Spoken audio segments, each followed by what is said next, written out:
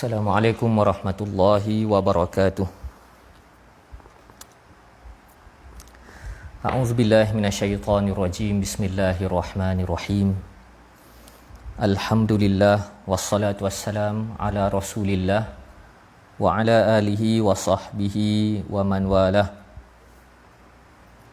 Pertama sekali alhamdulillah kita rafakkan kesyukuran Allah kurniakan kepada kita ruang waktu untuk mendalami ilmu, khususnya Al-Quran, supaya kita benar-benar dapat menikmati pedoman-pedoman Al-Quran setelah kita memahaminya. Seperti yang telah diwartakan, kita akan membahas tabiat-tabiat kejahilan yang telah Allah nyatakan di dalam Al-Quran. Sekiranya kita mengira perkataan kalimah yang berkata akar jahil di dalam Al-Quran, Allah telah mengulanginya sebanyak 24 kali. Dan setiap istilah-istilah yang berkata akar jahil itu mengandungi makna-makna yang tersendiri, yang menggambarkan sekaligus permasalahan manusia daripada dahulu sehingga pada hari ini lebih kurang sama sahaja. Terlebih dahulu kita perlu memahami kalimah jahil itu secara bahasa. Kalimah jahil secara bahasa, secara umumnya kita fahami kepada dua makna. Yang pertama, khilaful ilm, iaitu bercanggah dengan ilmu.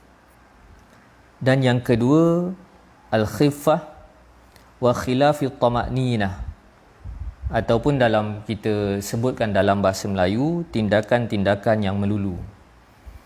Jadi kalau kita rujuk di dalam Al-Quran, Allah Subhanahu wa taala menjelaskan perkataan jahil itu dengan bukan sekadar makna merujuk kepada orang-orang yang tidak memiliki ilmu, bukan semata-mata merujuk kepada golongan yang tak belajar.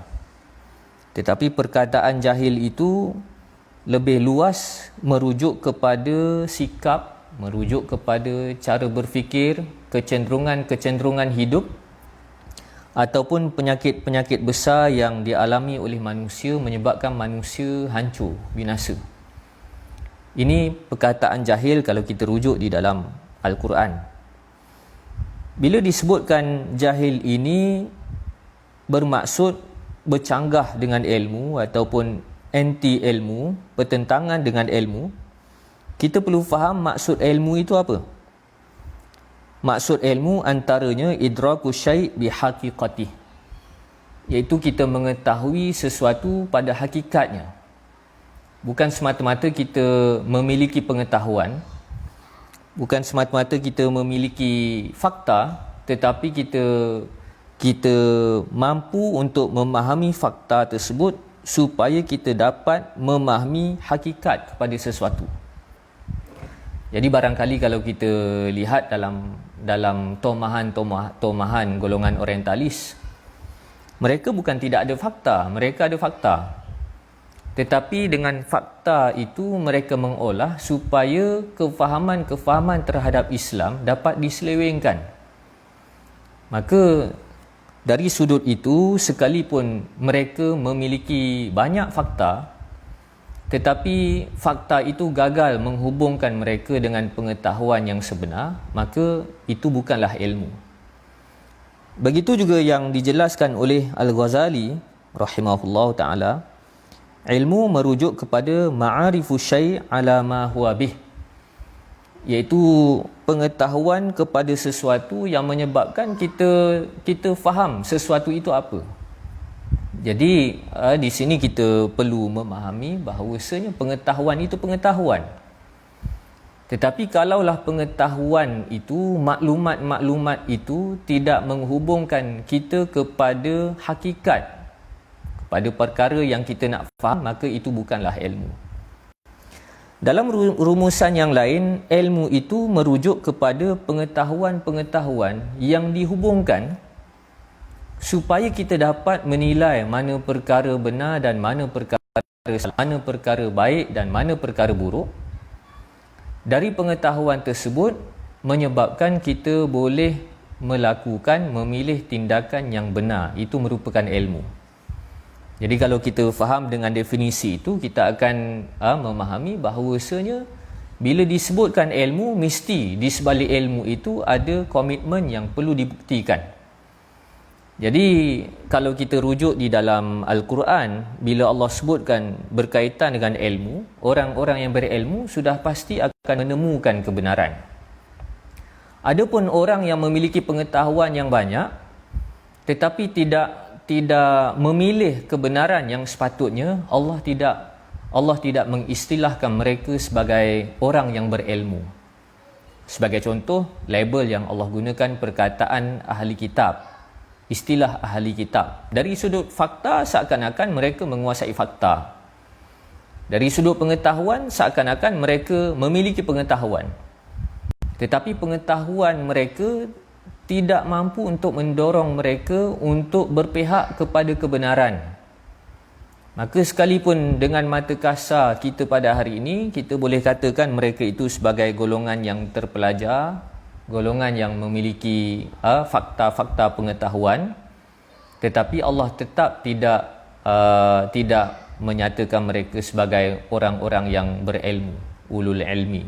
Allah tidak gunakan perkataan itu. Maka di sinilah disiplin kita dalam memahami sesuatu istilah, khususnya istilah-istilah Al-Quran. Bila kita menggunakan sesuatu istilah, maka istilah itu mestilah kita rujuk bagaimana Al-Quran menggunakan istilah tersebut. Pemaknaan di dalam Al-Quran, barulah kita benar-benar disiplin dalam menggunakan istilah Al-Quran. Maka sekaligus kalau kita membahas lanjut perkataan jahil ini, ia merujuk kepada sikap anti ilmu, begitu juga merujuk kepada sikap yang melulu, tidak berfikir panjang. Sesat juga disebut sebagai jahil, dan begitu juga al-ghadab wal-i'tida pemarah, pendendam, ataupun dalam bahasa mudah kita pada hari ini emotional, itu juga merujuk kepada kejahilan. Jadi itu secara bahasa kita perlu faham makna jahil itu luas. Justru kalaulah orang yang terpelajar, yang pelajarannya sampai masuk universiti ke apa, pendidikannya tinggi, tetapi dia tidak mampu untuk mengawal sikap, dia emosional, ataupun dia tidak boleh konsisten dalam membahaskan sesuatu permasalahan ataupun pendendam, maka sekalipun orang ini memiliki pendidikan yang tinggi, tetapi dengan sikap itu, kalau kita rujuk di dalam Al-Quran, dia bukan orang yang berilmu, tetapi masih lagi terbelenggu dalam belenggu kejahilan. Baik, dalam Al-Quran kita dapati sebanyak 24 kali Allah mengulangi perkataan yang berkata akar jahil.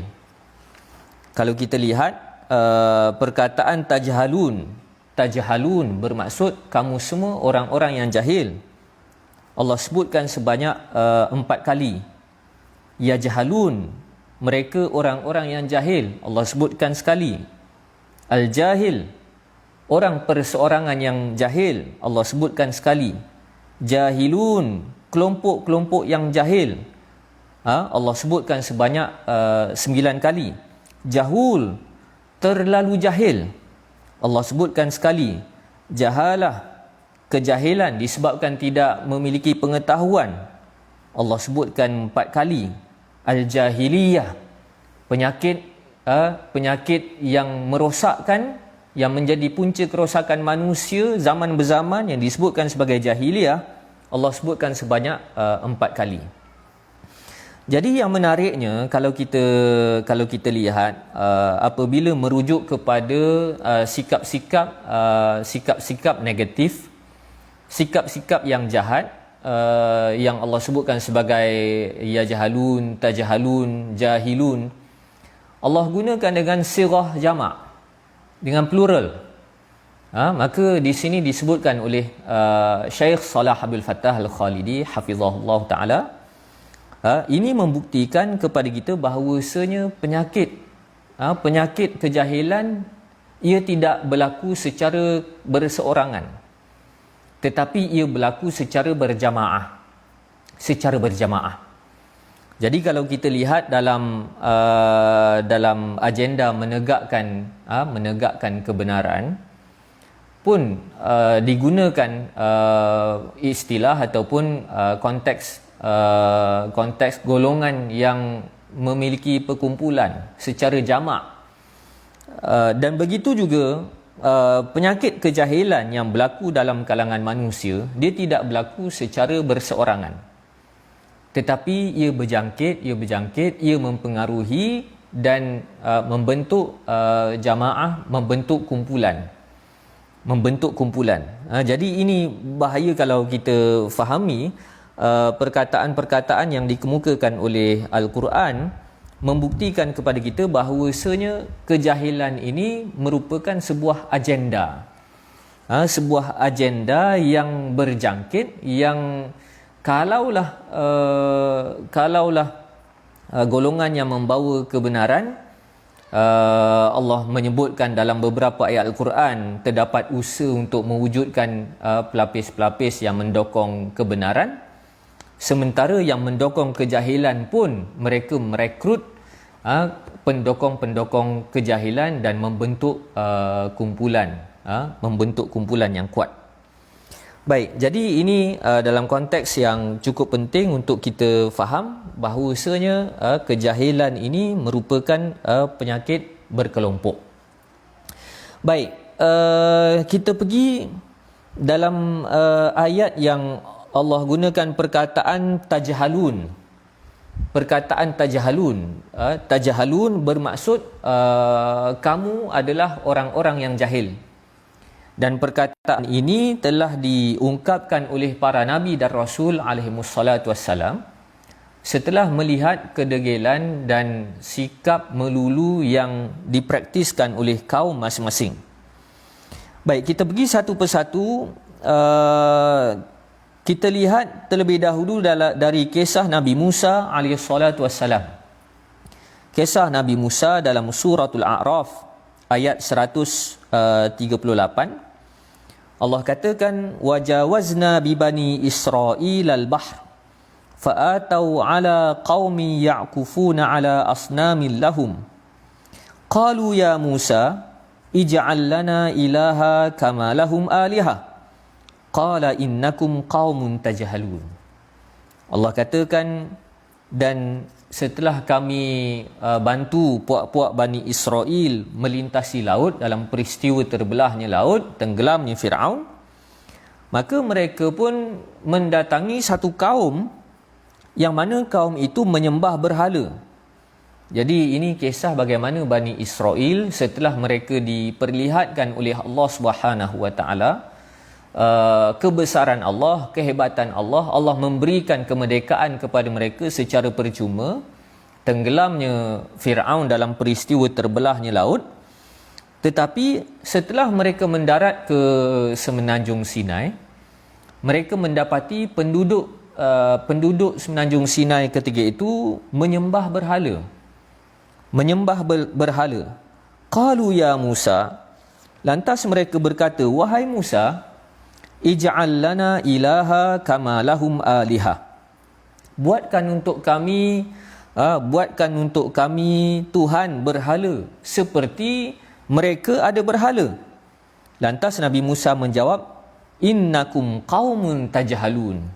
Sesungguhnya kamu ni memang puak-puak yang jahil. Memang puak-puak yang jahil. Baik. Jadi kejahilan dari ayat 138 suratul A'raf ini kita fahami, kejahilan berbentuk jati diri. Jati diri yang lemah, suka terikut-ikut, ataupun dalam bahasa yang lain taklidul a'ma, taklid membabi buta, ataupun mudah terpengaruh dengan suasana masyarakat yang rosak. Ini kejahilan. Ini sikap jahil. Sedangkan secara logiknya, sepatutnya puak-puak Bani Israel itu semakin kukuh pegangan iman mereka, kerana mereka telah melihat dengan mata kepala mereka sendiri bagaimana mukjizat Nabi Musa alaihissalatu wassalam membelah laut. Dan ternyata Allah memerdekakan mereka secara percuma. Sepatutnya setelah mereka mendarat ke Sinai, mereka selamat dari hambatan Firaun, sepatutnya mereka semakin beriman kepada Allah. Tetapi oleh kerana jati diri mereka tidak kuat, apabila mereka melihat masyarakat yang ramai menyembah berhala, lantas mereka merasa canggung. Kita nak sembah Allah, Tuhan yang tak nampak, sementara masyarakat sembah Tuhan yang nampak. Nanti orang kata kita ni kena sumbang, orang kata kita ni pelik, orang kata kita ni orang baru, kemudian nak buat kepala sendiri. Itu logik cara mereka berfikir ketika itu. Lantas disebabkan mereka gairah melulu untuk berasimilasi, kelihatan berasimilasi dengan masyarakat setempat, lantas mereka meminta permintaan kurang ajar kepada Nabi Musa, wahai Musa, buatkan untuk kami berhala. Kami nak berhala. Jadi ini merupakan sikap suka mengikut, suka terpengaruh lantaran daripada penyakit jati diri yang tidak kukuh. Dari satu sudut yang lain, kalau kita lihat, ketika itu Bani Israel tidaklah menafikan Islam sebagai agama mereka. Bani Israel juga tidaklah menafikan Nabi Musa itu sebagai Nabi mereka. Bahkan mereka meminta kepada Nabi Musa, buatkan untuk kami berhala. Jadi dalam konteks semasa, ayat ini juga merujuk kepada salah satu ajaran daripada pecahan liberalisme hari ini yang kita fahami sebagai pluralisme agama. Iaitu kita boleh berpegang dengan agama kita, pada masa sama kita juga perlu menerima agama lain, berkongsi nilai kebenaran dengan agama lain. Yang penting kita berharmoni. Jadi ayat dari suratul A'raf ini juga mengajar kita dan mengingatkan kepada kita bentuk kejahilan i'tiqadi, kejahilan dalam berpegang dengan agama, sehingga menyebabkan Bani Israel cuba mempraktis, menerima, mengamalkan dan menganggap agama lain pun ada nilai-nilai kebenarannya. Jadi akar pemikiran itu kalau kita terjemahkan dalam realiti hari ini adalah pluralisme agama, pluralisme agama. Jadi ini salah satu bentuk kejahilan. Maka disebabkan itu di dalam satu hadis Nabi SAW berpesan kepada kita, la takunu ahadakum imma'ah. Jangan sama sekali di kalangan kamu ini jadi imma'ah. Maksudnya ana ma'an nas, aku ikut orang sahaja. Tidak memiliki jati diri yang kuat. Ataupun dalam bahasa pasar kita, jadi lalang. Nabi telah berpesan kepada kita supaya jangan jadi lalang. Begitu juga dalam hadis yang lain Nabi katakan la tattabi'unna sunana man qablakum shibran bi shibrin wa dhira'an bi dhira'in. Nabi katakan kamu akan ikut perangai generasi yang terdahulu. Jadi perangai suka terikut-ikut dengan trend semasa sampai membabitkan i'tiqad. Ini merupakan salah satu bentuk tabiat kejahilan yang Allah telah nyatakan di dalam Al-Quran. Yang dijelaskan oleh Syekh Shalih Abdul Fattah Al-Khalidi hafizahullah ta'ala. Sekiranya ditanya kepada Bani Israel ketika itu, apakah mereka tidak tahu bahawasanya agama Islam merupakan agama yang benar? Apa yang dibawa oleh Nabi Musa adalah ajaran yang benar. Maka jawapannya secara teori Bani Israel boleh menjawab bahawasanya agama Nabi Musa itu adalah agama yang benar. Tetapi pada masa yang sama, mereka menganggap agama lain pun ada benarnya juga, ataupun ada toleransi dari sudut mengamalkan agama yang lain. Jadi ini merupakan bentuk kejahilan yang kita boleh sebutkan sebagai kejahilan jati diri, taklid buta, mudah terikut-ikut ataupun menjadi lalang. Itu merupakan salah satu tabiat kejahilan yang Allah nyatakan di dalam Al-Quran. Baik, yang kedua kita boleh lihat dalam surah Hud. Dalam surah Hud ayat 29. Ayat 29, Nabi Nuh berkata kepada kaumnya, walakinni arakum qauman tajhalun. Tetapi aku melihat kamu semua ini merupakan puak-puak jahil. Puak-puak yang mengamalkan kejahilan. Jadi ceritanya bagaimana? Kalau kita lihat asal usul kaum Nabi Nuh ini merupakan kaum yang ada hasrat nak buat ibadat, nak melakukan amal yang soleh, tetapi mereka selesa dalam keadaan jahilnya mereka. Apabila ulama-ulama mereka meninggal yang Allah rekodkan di dalam surah Nuh, Wad, Suwa, Ya'u, Yaghuth, Nasra, 5 orang ulama mereka meninggal. Lantas mereka tertinggal dalam keadaan jahil. Ini satu pengajaran yang cukup besar. Saya suka untuk ulang-ulang dalam slot-slot sebelum-sebelum ini, dalam ruang yang lain pun saya suka untuk ulang kisah ini. Bagaimana kaum Nabi Nuh itu menjadi sesat kerana mereka selesa dalam keadaan jahil ketika mereka masih lagi ada bersama dengan mereka ulama mereka. Mereka hanya mengambil ulama mereka sebagai tempat tumpang berkat. Dalam istilah yang lebih menyeluruh, kita fahami sebagai mereka menyanjung tokoh-tokoh ulama mereka dengan konsep rahbaniyah, kependetaan. Iaitu mereka hanya memuja, mereka memuji, mereka menjadikan sebagai tempat tumpang berkat, tetapi mereka tidak mengambil ilmu. Kalau kita terjemahkan dalam bahasa kita pada hari ni, tak apalah. Ulama-ulama kita kan ada, kita ikut je.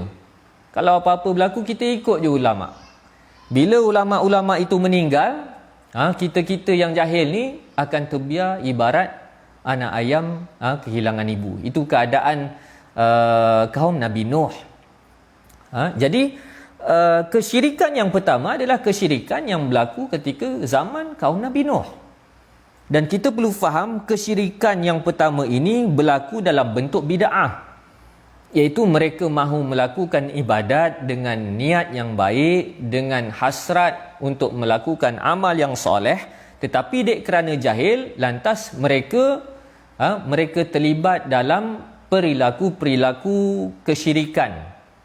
Dengan pada awalnya mereka membina patung untuk peringatan supaya ulama-ulama mereka yang digambarkan sebagai 5 buah patung itu dijadikan sebagai inspirasi mereka beribadat. Lama kelamaan patung itu disembah. Maka inilah jawapan kenapa kaum Nabi Nuh didakwahkan oleh Nabi Nuh selama hampir 1000 tahun, tetapi mereka cukup degil kerana mereka melakukan ibadat dalam keadaan jahil, dalam keadaan salah. Mereka perasan mereka sedang melakukan perkara yang baik. Maka disebabkan itu Imam Malik rahimahullah ta'ala dikatakan antara bid'ah dan kemungkaran, bid'ah itu lebih bahaya berbanding kemungkaran. Sebab apa? Sebab orang yang melakukan kemungkaran dia sedar dan dia sangat terdedah kepada taubat, sementara orang yang melakukan bid'ah dia tidak ada rasa bersalah sebab dia anggap perbuatan dia adalah perbuatan soleh, perbuatan taat. Lantas Allah mengutuskan Nabi Nuh alaihissalam untuk berdakwah kepada mereka, untuk menyelesaikan masalah keimanan mereka supaya solid beribadat kepada Allah. Tidak boleh menjadikan berhala-berhala yang kononnya mewakili 5 orang tok syekh, tok wali mereka terdahulu, untuk dijadikan perantaraan antara mereka dan Allah. Sebaliknya Nabi Nuh menyuruh mereka beribadat solid directly kepada Allah Subhanahu Wa Taala. Lantas apa yang mereka hentam Nabi Nuh? Allah katakan dari ayat 27, faqalal mala'ul ladzina kafaru min qaumih ma naraka illa basyaram mithlana. Jadi ketika itu pembesar-pembesar yang berpengaruh, al-mala', iaitu pembesar-pembesar yang berpengaruh, mereka ini tidak memiliki kualiti ilmu, mereka tidak memiliki kualiti integriti, tetapi mereka hanya memiliki pengaruh lantas dilantik sebagai pembesar, sebagai pemimpin, al-mala'. Apa yang mereka katakan? Ma naraka illa basyaram mithlana. Kami tak nampak engkau wahai Nuh, melainkan kau ni manusia biasa macam kami. Manusia biasa macam kami. Wa ma naraka taba'aka illa alladzina hum aradhiluna badiyar ra'yi wa ma nara lakum alaina min fadl bal nazunnukum kadhibin. Jadi mereka katakan kepada Nabi Nuh, wahai Nuh, kamu nak nasihat kami, kamu ni siapa? Kamu ni sama je macam kami, tak ada apa-apa kelebihan pun. Bahkan kami nampak yang ikut kamu ni orang-orang rendahan sahaja. Orang-orang rendahan, orang-orang yang tidak memiliki prestis. Pandangan mereka bukan pandangan yang bernas. Dan kami tak nampak kamu ni ada kelebihan berbanding kami. Disebabkan itulah kami rasa kamu ni penipu je.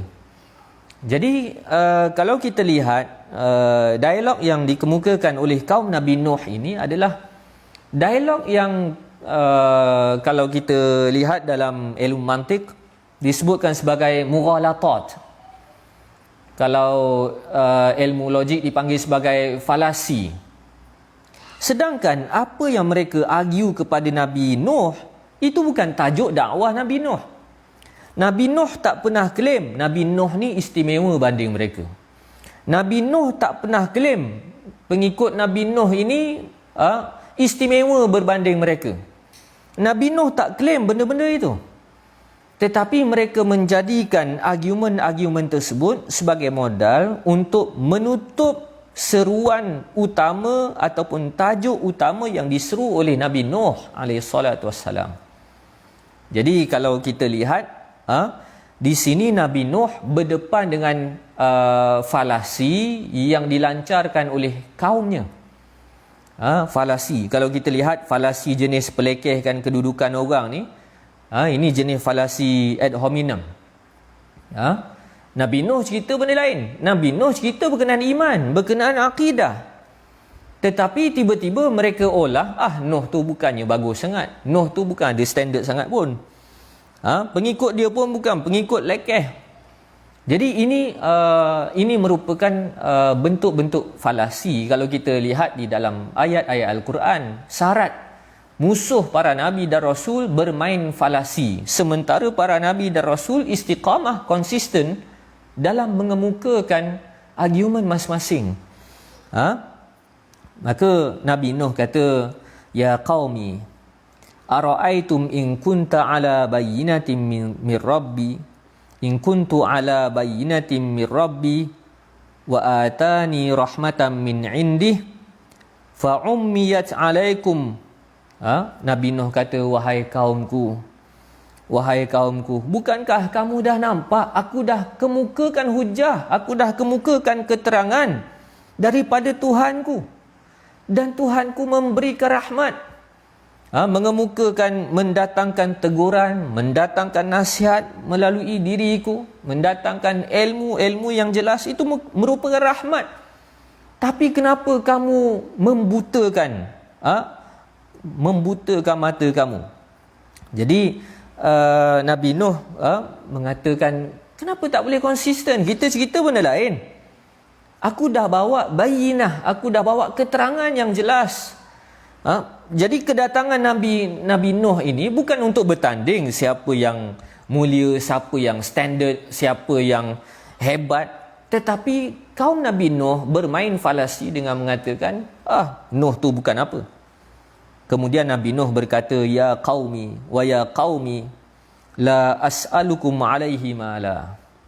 Wahai kaumku, aku datang tegur kamu ni bukan aku nak minta upah. Teguran-teguran dan dakwah aku ini bukan aku nak minta upah daripada kamu. In ajriya illa ala Allah. Kalau nak dapat upah pun, upah itu tidak lain balik kepada Allah. Upah itu kepada Allah. Wa ma ana bitaridil ladzina amanu. Dan aku takkan halau pengikut-pengikut aku yang lekeh. Jadi memang antara ciri pengikut para nabi dan rasul adalah di kalangan orang-orang yang rendahan. Kerana orang-orang rendahan ini merupakan orang-orang yang tidak memiliki kepentingan yang banyak. Bila dia tidak memiliki kepentingan yang banyak, memudahkan dia untuk menuruti ajaran yang benar. Maka disebabkan itu dalam dialog Heraklius dengan Abu Sufyan, bertanya kepada Abu Sufyan berkenaan Nabi SAW. Heraklius, Maharaja Rom ketika itu bertanya, siapakah pengikut Muhammad di kalangan orang-orang rendahan ataupun di kalangan orang-orang pembesar-pembesar?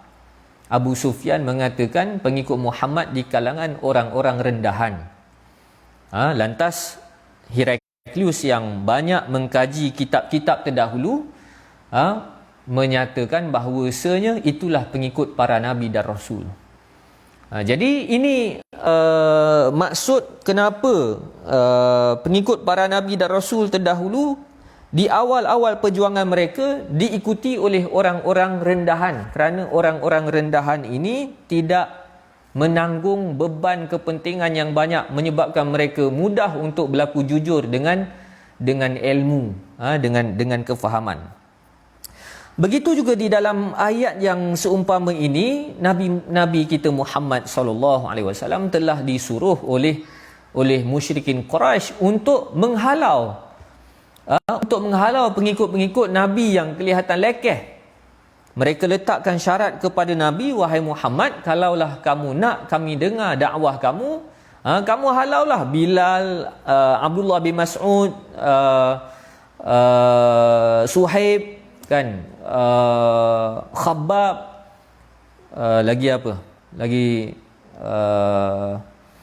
Ammar, kan? Beberapa nama sahabat-sahabat yang lekeh, yang kelihatan lekeh dalam taraf sosial ketika itu kerana mereka mengamalkan kasta.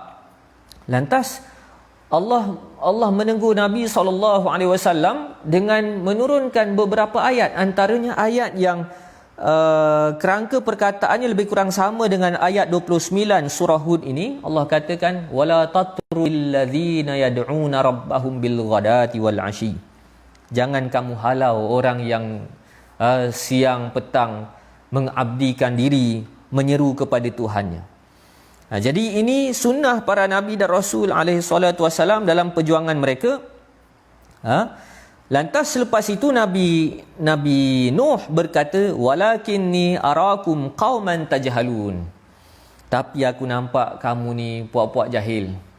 Tak boleh konsisten dalam isu yang kita ketengahkan. Kamu semua bermain falasi.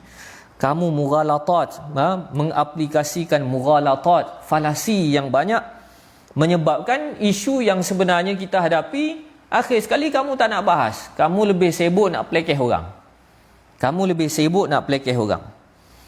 Maka sekaligus sikap kaum Nabi Nuh ini yang jahil juga merujuk kepada sikap mereka yang mengamalkan kasta.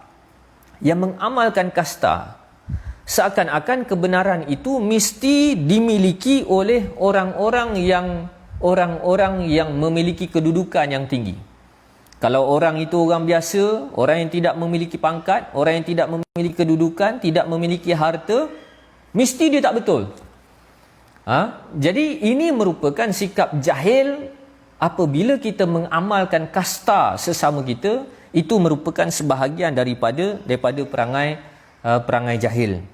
Jadi ketika itu kaum Nabi Nuh meletakkan siapa yang ada harta, siapa yang ada prestij, siapa ada kedudukan, siapa ada kemewahan, siapa yang ada kedudukan yang boleh diukur secara material, pemikiran materialistik mereka itu difahami dengan maksud kejahilan, sikap jahil. Maka disebabkan itu di dalam hadis Nabi SAW yang mengingatkan kepada kita bahaya bermain kasta ini, antaranya Nabi katakan, innama ahlakal ladzina min qablikum idza saraqa fihimus syarif tarakuh wa idza saraqa fihimud dhaif aqamu alaihil had. Nabi katakan sesungguhnya hancur binasanya kaum terdahulu apabila orang-orang kenamaan yang mencuri mereka biarkan selamat, apabila orang-orang lemah mencuri mereka kenakan hukuman had, hukuman hudud. Jadi ini kasta. Baik, jadi kalau kita lihat dari satu sudut, cara berfikir jahil kaum Nabi Nuh ini merupakan cara berfikir sofisma. Kerana antara definisi yang dikemukakan oleh golongan sofis, sufastaiyah, kan, golongan sofis dalam mendefinisikan keadilan itu apa, keutamaan itu apa, maka di antara mereka mendefinisikan keadilan itu adalah apa-apa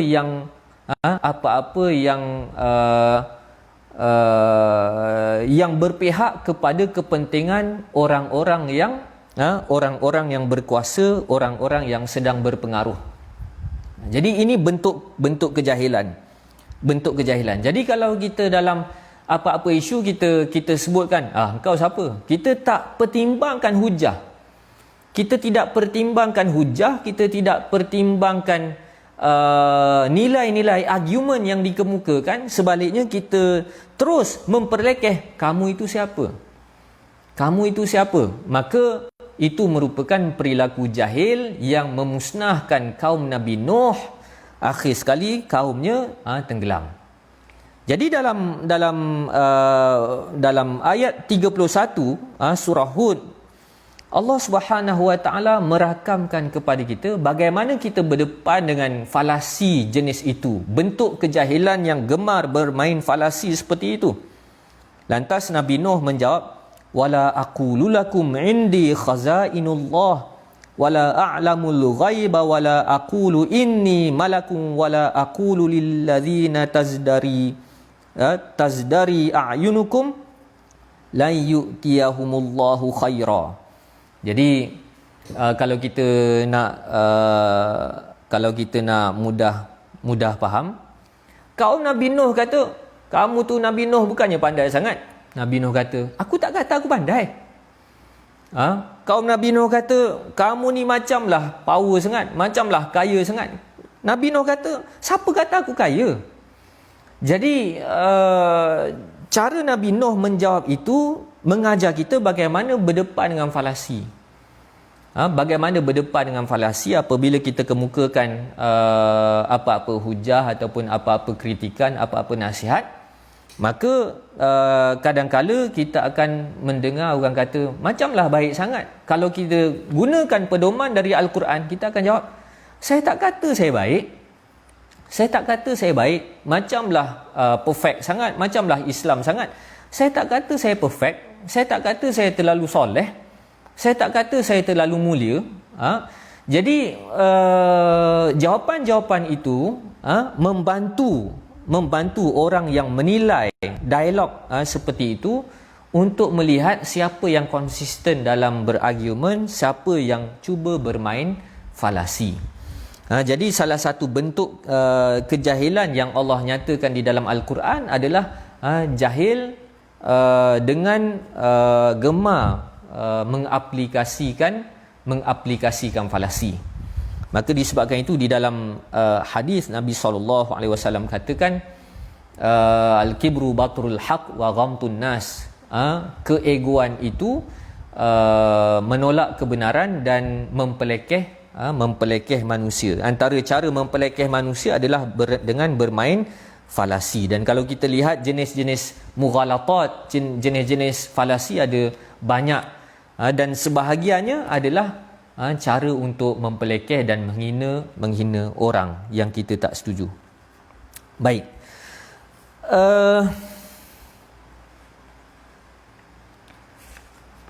Kita pergi satu lagi. Yang ketiga kita boleh lihat dalam surah An-Naml,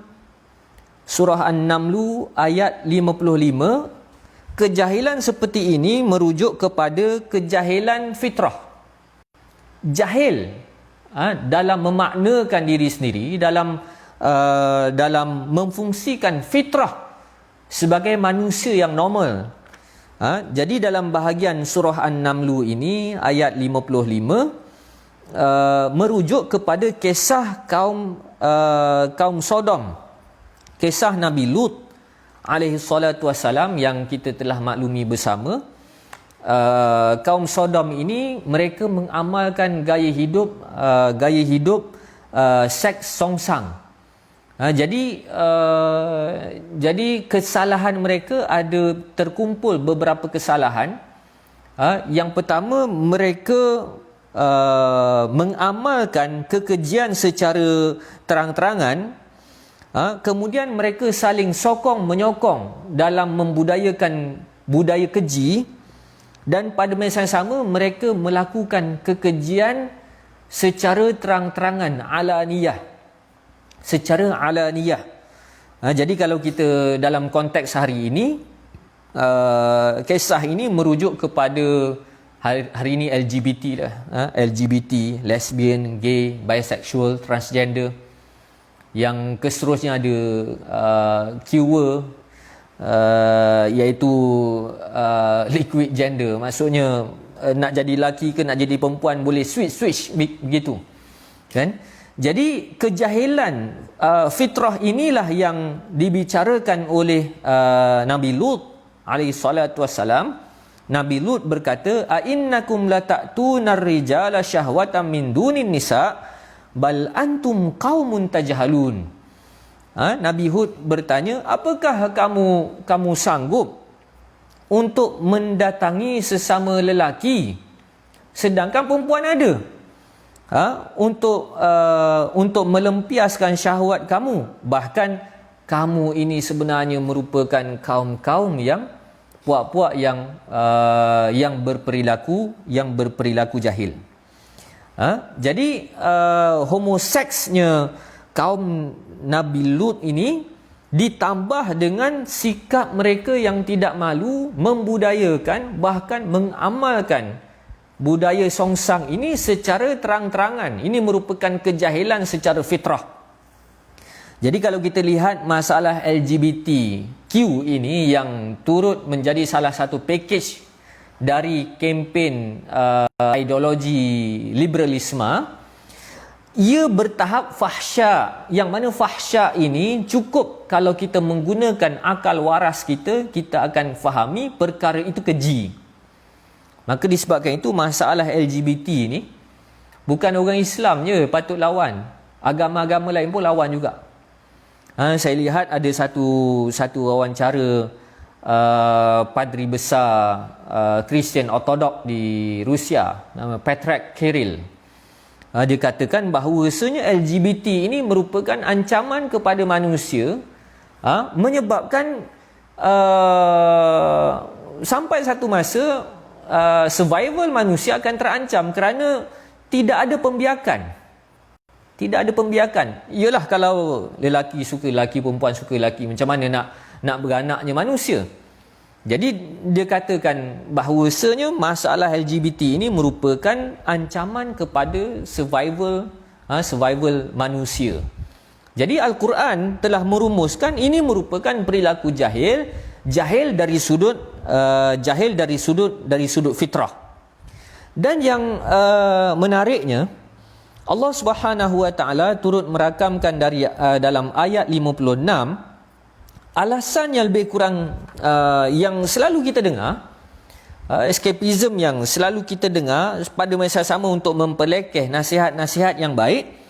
Apabila Nabi Lut mengemukakan teguran demi teguran, nasihat demi nasihat, lantas apa yang dijawab oleh kaum Sodom? Kaum Sodom mengemukakan pelekehan, innahum unasun yatatahharun. Mereka katakan jangan cara pada puak-puak Lut tu. Puak-puak Lut tu orang suci, dia bajet suci, kan? Bajet suci. Jadi sampai ke hari ini cara berfikir itu kita kerap kali lihat dan dengar, na'uzubillah min zalik, kita pun buat begitu. Apabila dikemukakan teguran-teguran yang benar, tiba-tiba dijawab dengan itu bajet bagus lah tu, kan, itu orang baik sangat, kan, ataupun bajet alim, kan, macamlah bagus sangat. Innahum unasun yatatahharun. Mereka ni puak-puak yang kononnya suci sangat. Maka oleh kerana mereka melihat pengikut-pengikut dan Nabi Lut ini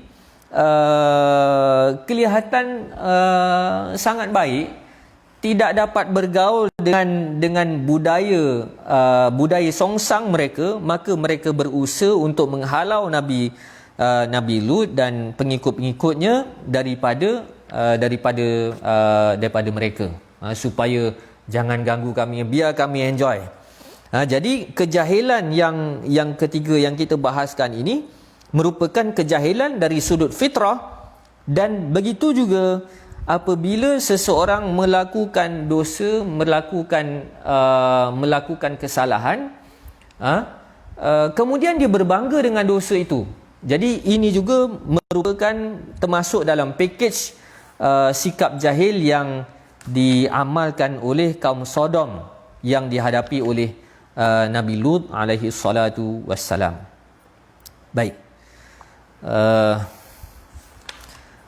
Jadi malam ni kita telah pergi 3 bentuk penyakit-penyakit ataupun tabiat jahil. Kalau kita kira ada 21 lagi. Jadi rasa sekadar itu sahaja untuk malam ini.